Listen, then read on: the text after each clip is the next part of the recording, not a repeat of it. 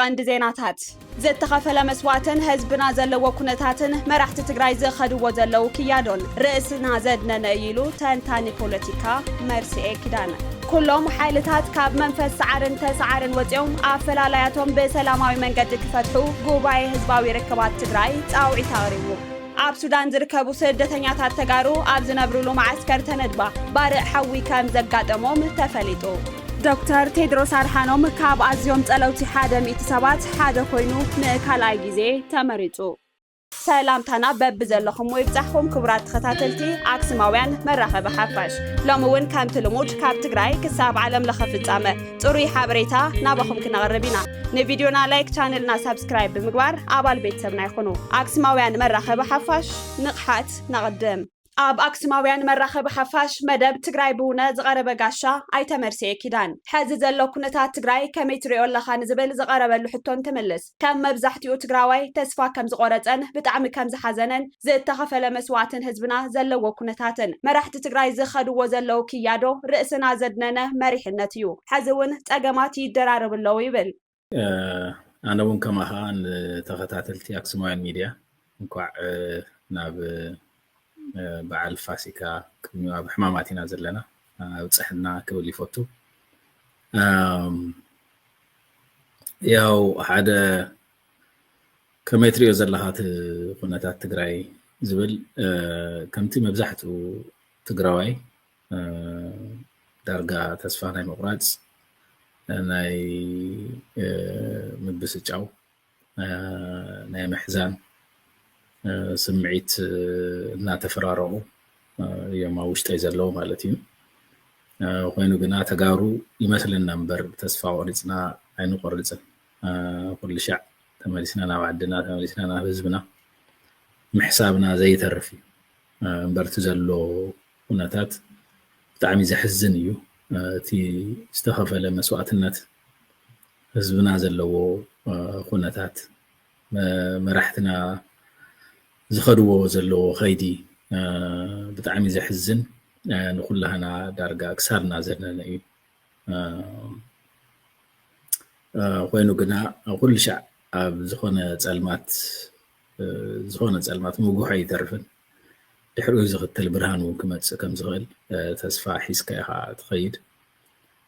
ብናተይ እምነት ዝኾነ ይኹን ግዜ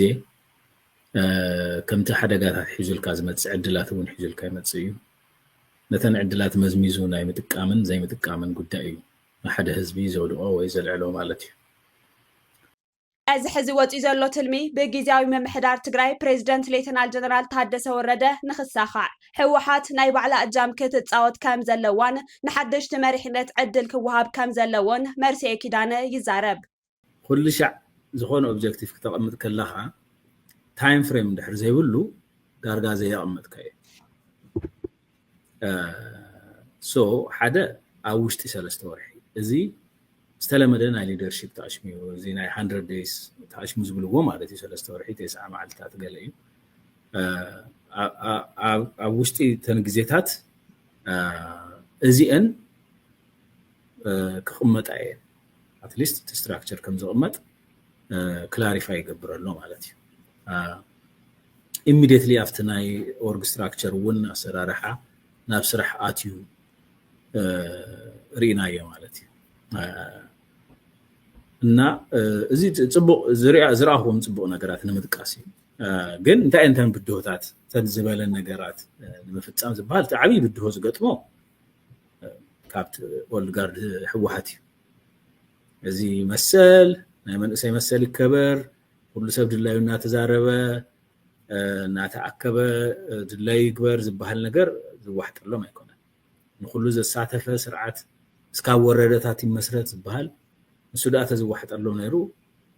ዝውን ኣይበጻሕና ነርና ግን ክዋሕጠሎም ኣለዎ እስካብ ማዓስከ ከምዚ ኮይና ክንነብር ስለዚ ኣነ ኣብዚ መሊስና ከምቲ ኩሉ ሻዕ ንልምኖም ሎሚ እውን ናብ ልቦኦም ክምለሱ ናይ ህዝቦም ስቅያት ክርዩ እየ ዝምህፀኖም ማለት እዩ ይኣኽለና እዚ ወጪኡ ዘሎ ትልሚ ናይ ጀነራል ታደሰ ወረደ ዘቕረቦ መቸም ዝወፁ ይብሉን መብዛሕትኡ ኣብዚ ሕወሓት ዓብይ ግደ ክፅወት ይኽእል እዩ ኣብ ሕወሓት ዘሎ ዓቕሚ ነዚ ኣብ ምትግባር ብዙሕ ፖዚቲቭ ሮል ክፅወት ይኽእል እዩ ኣብቲ ፖዚቲቭ ሮል ፎከስ ዘይትገብሩ ኣብኡ ዘለኹም መራሕቲ ከዓ መብዛሕትኹም ተፈቲንኩም ፌል ዝገበርኩም ንእሽተይ ገለል እውን ተትብሉ ነቶም ሓድሽ ኣብ ውሽጥኩም ዘለዉ ሓደሽቲ መራሕቲ ዕድል ተትህቡ ኣብ ውሽጢ እዚ ኦልድ ጋርድ ሕወሓት ዘለኹም መንእሰይ ከዓ ሓድሽ ወለዶ እስካብ መዓዝ ኢና ብከምዚ ዓይነት ናይ ዋን ፓርቲ ሩል ክንቅፅል ይመስለኩም ዶ ዝኸውን ዶ ይመስለኩም ዝኸውን ኣይመስለኒ ይኣኽለና ኢሉ ኣሎ ሓድሽ ወለዶ ስለዝኾነ ተታሒዝና ክንወድቕ የብልናን ክንጠፍእ የብልናን እዚ መድሕን ክኾነና ይኽእል እዩ ፖዚቲቭሊ ኮንትሪቢዩት ንግበር ኩላህና ሓደ ናይ ሕወሓት ላየንስ ሼር ኩላህና ክንቅበሎ ይግባእ ዘለዎ ግደ ኣብ ፖለቲካ ትግራይ ዓብይ ግደ ዘለዎ ዓብይ ሃፍቲ ዘጥረየ ዓብይ ሪስፖንሲቢሊቲ እውን ዝተሸከመ እዩ እዚ ንቀበል ኮይኑ ግን ኣት ሴም ታይም ከዓ ሕወሓት ፓርቲ ስለዝኾነ ከም ፓርቲ ይስራሕ ኣብ መንግስቲ ክሳተፍ ይኽእል እዩ ከም ማንም ፓርቲ ኣነ ጥራሕ እየ መንግስቲ ኣነ ጥራሕ እየ ገዛኣይ ኣነ ጥራሕ እየ ዝሓስበልኩም ግን ከዓ ፅቡቅ ተተሓስቦ ሓደ ነገር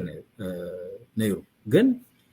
እቲ ተሓስብዎ እቲ ዘውፃኹምዎ ስትራቴጂ ኣበይ ከም ዘብፅሕና ትርእይዎ ኣለኹም ፌል ጌርኩም ናይ ባዕልኩም ስቴትመንት መግለፂታት ካብ ባዕልኩም ናይ ማእኸላይ ኮሚቴ ዝወፁ መግለፂታት ኩሎም ናይ መሪሕነት ውድቀት ከም ዘሎ ብግልፂ ዝተኣመነ እዩ እቲ ዝወደቐ መሪሕነት ተመሊሱ ከመይ ገይሩ እዩ ክመርሕና ተሓስቡ ዘሎ ይኣክል እዩ እዚ ሕዚ እውን ነገራት ተስፊሕና ክንሪኦም ይግባእ ኣፈላላያትና ንጎኒ ብምግዳፍ ናብ ናይ ሓባር ዛዕባታትና ክንመፅእ ኣለና ይብል ናትና ግደ ደኣ እኮ ብዙሕ እኮ ተዛሪብና ኣሎ ኣብ ኣክሱማዊ ሚድያ ኩሉ ሻዕ ኣብ ውሽጥና ኢና ንዛረብ እንደውም ሎሚ በጋጣሚ ብዛዕባ ናይ ደገ ተዛሪብና እምበር ኩሉ ሻዕ ኣብ ውሽጥና ዘሎ ፀገም ኢና ንዛረብ ተዛሪብና ክንደይ ሻዕ ተዛረብና ኮይኑ ዲኻ መሊስካ ተኣሽም ትብለኒ ዘለካ ብዙሕ ግዜ ደጋጊምና እዩ ሎሚ እውን تا استراتيجيك امبيجيتي بتاعمي ادلايتي يعني خلتي وجن ናይ ባዕሉ ኢንተረስት ኣለዎ ሓደ ክንለምዶ ኣብ ማሕበረሰብና ክልመድ ዘለዎ ሓደን ዜሮን ጸልማትን ብርሃንን ጻዕዳን ጸሊምን ጥራሕ ገይርና ኣይነ ሕሳብ ነገራት ሕወሓት ኮይኑ ለውጢ ዝብህገሎ ሕወሓት ኮይኑ ከም ቀደምና ንቐጽል ዝብለሉ ሕወሓት ኮይኑ ክሰርቕ ዝደልየሎ ሕወሓት ኮይኑ ስርቂ ዘናድዶ ንምንታይ ሰርቁ ዝብል ብጣዕሚ ተኣሽም ዝብለሉ መንእሰይ ኮይኑ እቲ ዝነበረ ግዕዚና ክቅጽል ዝደልየሎ እቲ ዝነበረ ናይ ሓደ ዋን ፓርቲ ስቴት ክቅጽል ዝደሊ እንደ አክቲቪስት ንስፋውን ተፈልጦም ኣለዉ መንእሰይ ኮይኑ ብዛሕትኻ ለውጢ ዝደልየሎ ኣብ መንጎዚ እቲ ስፔክትረም ብዙሕ ዓይነት ተኣሽሙታት ኣለዎ ተኸባቢርካ ተኸኣኢልካ ተፈላለይካ ሒስካ ግን ናይ ሓባር ግን ጉዳያት ኣለዎ እቲ ናይ ሓባር ጉዳያት ንመኽረሉ ቤት ምኽሪ የድልየና ኣብዚ ከዓ ኩሉ ሓይሊ ከኣትው ኣለዎ ቶም ወልድ ጋርድ እውን ንሕና ጥራሕ ብሒትና ንሕዛ ዝብልዋ ነገር ተታሒዝና ክንጠፍእ የብልና ዊ ኖ ንስኻትኩም ብዙሕ ነይርኩም ኢኹም ናትና ህይወት እዩ ዝበለፀ ዝጠፍእ ዘሎ ንስኻትኩም ሜቢ ዶንት ኬር ግን ደቅኹም ኢና ተንኣሰ you have to care ንምንታይ ኢና ተታሒዝና ንጠፍእ ንምንታይ ኢኹም ዝኹሉ መስዋዕትነት ዝኸፈልኩምሉ ኣሚርኩም ኢና መሰልና ከዘይ ተኽብሩሉ ምክንያት እንታይ እዩ ይኣክል እንተይልናኩም ይኣኽለኩም በቃ እዚ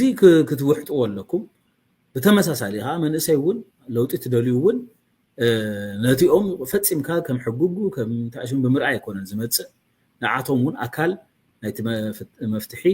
ኣካል ናይቲ መጻኢ ትግራይ ዝመፅእ ሶሉሽን ገይርና ብሓባር ክንሰርሕ ይግባእ እዚኣ ከዓ ምግባር ናይቲ ናይ ሎሚ መራሒና ናይ ታደሰ ወረደ ዓብይ ቻሌንጅ እያ ኩላህና ከዓ ነዚ ቻሌንጅ እዚ ተዓዊቱ ክወፅእ ጀነራል ታደሰ እውን ክዕወት ቶም ናይ ካልኣይ ወያነ መራሕትና እውን ንሳቶም እውን ተዓዊቶም እናኽበርናዮም ብሰላም ብተሓጓስ ክንነብር ተሓድሽ ወለዶ እውን ትዝደለዮ መሰሉ ተኸቢሩሉ ሃገረ ትግራይ መስሪቱ ክነብር ዘኽእል ባይታ ክፍጠር ክንሰርሕ ይግባእ ዝብል እምነት እዩ ዘለኒ ግደይ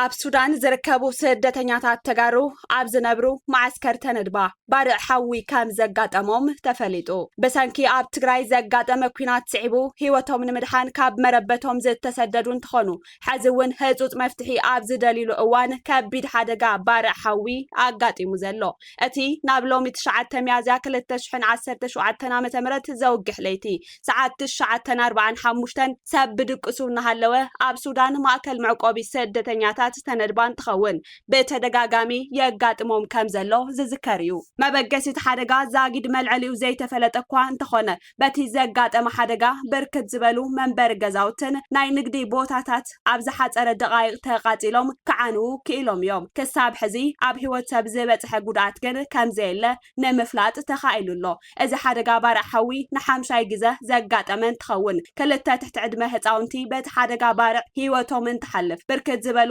ገዛውቲ ድማ ካብ ጥቅሚ ወፃኢ ክኾኑ ከም ዝኽኣሉ ተገሊጹ ብኣማይታ ሸሓት ዝቁፀሩ ስደተኛታት ዞባ ምዕራብ ትግራይ ብሰንኪ ወራር ፅንተት ካብ መረበቶም ተመዛቢሎም ኣብ ሃገረ ሱዳን ኣብ ዝተፈላለዩ ጊዜያዊ መፅለሊ ዕቂቦም ብጥሜትን ሕማምን እናተሳቀዩ ዝርከቡ እንትኾኑ ሕዚ እውን መላእ ማሕበረሰብ ዓለም ቆላሕታ ክገብረሎም ብህፁፅ ናብ መረበቶም ክምለሱን ፀዊዖም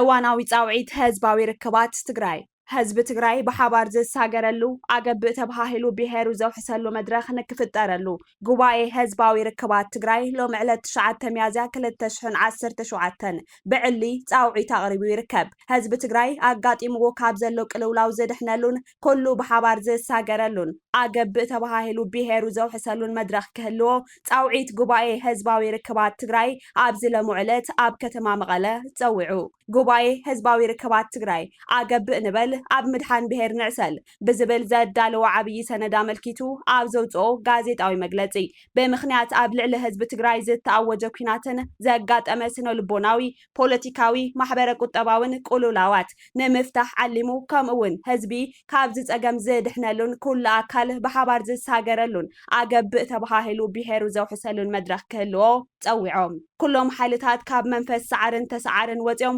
ኣፈላላያቶም ብሰላማዊ መንገዲ ክፈትሕውን ፃውዒት ዘቕረበ ጉባኤ ህዝባዊ ርክባት ትግራይ ፃውዒት ሓዱሽ ጊዜያዊ ምምሕዳር ኩሎም ዓቕምታት ዘተኣኻኸበ ኣብ ሕሉፍ 2 ዓመት ዝተሰርሑ ጽቡቃት ስራሕቲ ዘቐጽልን ጸገማት ዝእርምን ክኸውን ኣለዎ ዝበሉ ኮይኖም ካብ ልሙድ ኣሰራርሓታት ወፂኡ ኣብ ሓፂር እዋን ብሄራዊ ዕማማት ክፈጽም ዘኽእል ቁመና ክውንን ከም ዝግባእ ኣተሓሳሲቡ ኣብ ፈቐዶ ቴንዳታት ዝርከቡ ተመዛበልቲ ናብ መረበቶም ክብለሱ ተዋዓልቲ ስምምዕ ፕሪቶርያ ግዝኣታዊ ሓድነት ትግራይ ንክረጋገጽ ሓላፍነቶም ክፍጽሙ ጉባኤ ህዝባዊ ርክባት ትግራይ ኣብ መግለጺኡ ኣጥቢቁ ፀዊዑሎ ዝተወደበን ዘይተወደበን ናይ ፖለቲካ ምንቅስቃሳት ናይ ሚድያ ፕሮፓጋንዳን ወፍርታት ጸለመን ደው ክብሉን ኣብ ህንጸት ትግራይ ክነጥፉን እውን ወሲኹ ፀዊዑ እቲ ጋዜጣዊ መግለጺ በዓል 8 ነጥቢ መግለጺ ቅዋም ብምውጻእ ከም ዝተዛዘመ ካብ ማዕከናት ዜና ትግራይ ዝተረኸበ ሓበሬታ የመልክት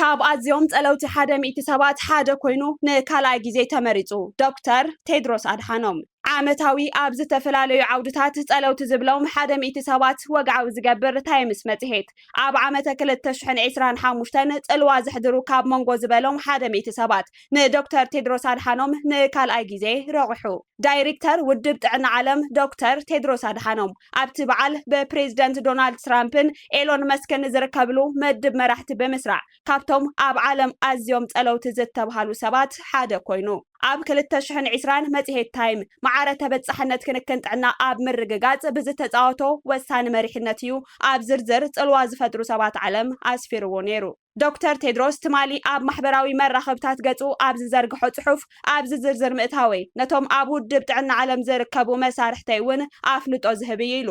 ኣብቲ መራሕቲ ዝብል ምድብ ሓዱሽ መራሒ ሊብያ ኣሕመድ ኣልሻራ ፕሬዚደንት ቦትስዋና ዱማ ቦኮን ዝሓለፈ ዓመት ብ$50 ሚልዮን ዝግመት ኣፍሮ ፊልም ፈንድ ዝብል ንኣፍሪካዊ ፊልም ዝምውል ትካል ዝመስረተት ሞ ዓብዱ እውን ተኻቲቶም ይርከቡ እቲ ኣብ ኢንዳስትሪ ፊልም ኣፍሪካ ዘተኮረ ውጥን ብዛዕባ ጉጉይ ተረኻት ኣፍሪካ ንምቕያር ከምኡውን እታ ኣህጉርን ህዝባን ኣብ ስክሪን ንዝቐርበሉ ኣገባባት ኣብ ምዕራይ ይግደስ ከምኡውን ቀዳማይ ሚኒስተር እንግሊዝ ኪር ስታርመር ካብ ንእስነት ዕድሚኡ ጀሚሩ ኣንጻር ፍርዲ ሞት ብምጉስጓዝ ዝፍለጥ ኮይኑ ብምኽንያት ኣብ ዲሞክራትን ፍትሕን ዘለዎ ጽኑዕ ቅዋም መጽሔት ታይም ካብቶም ጸለውቲ መራሕቲ ሓደ ገይሩ ረቂሕዎ ኣብቲ ቫይረስ ኮሮና ንዓለም ዘንቀጥቀጠሉ እዋን ንውድብ ጥዕና ዓለም ዝመርሐ ዶክተር ቴድሮስ ካብ ቻይና ክሳብ ኣሜሪካ ሰፋሕቲ ተቃውሞታት ተጻዊሩ ሓሊፉ ነዚ ኩሉ ጸቕጥታት ጸይሩ ዝቐጸለ ፈላማይ ኣፍሪቃዊ ሓላፊ ውድብ ጥዕና ዓለም ኢትዮጵያዊ ዶክተር ቴድሮስ ኣድሓኖም እዩ ንሱ ጉንበት 2017 ነቲ ዓለማዊ ውድብ ከም ዘመሓይሾን በብዓመቱ ብሚልዮን ዝቑጸሩ ሰባት ዝቐዝፉ ዘለው ሕማማት ዓሶ ንፍዮ ንድሪ ሳምቦ ህጻናት ወይ HIV ኤድስ ከም ቃለሰን ቃላት ነይሩ ኣብ እዋን ኩናት ትግራይ ድማ ኣባላት ስድሩ ከይተረፉ ደሃዮም ከም ዝጠፍኡን ዘፍለጠ ኮይኑ ናብቲ ክልል ቀረባት መድሓኒትን ረድኤትን ከይኣቱ ምኽልካሉ ስለ ዝኾነነ ካብ መንግስቲ ኢትዮጵያ ሰፋሕቲ ክስተታት ኣተኣናጊዱ እዩ ኣብ ልዕሊ 194 ሃገራት ንዝርከቡ ንጥዕና ሰባት ሓላፍነት ዝስከም ዓለማዊ ትካል ብዘደንቕ መንገዲ ብትብዓትን ጥበብን ተሰኪምዎ እዩ ክብል ይንዶ ክቡራት ተኸታተልቲ ኣክሱማውያን መራኸቢ ሓፋሽ ናይ ሎም ዕለት 9 ወርሒ 8 2017 ዓ.ም መድላዋት ዜና ኣክሱማውያን እዞም ክትከታተልዎም ዝጸናሕኩም ይመስሉ ነይሮም ንምክትታልኩም እናመስገና ምስ ዝተረፉ መድላዋት ቴሌቪዥን ኣክሱማውያን ሰናይ ግዜ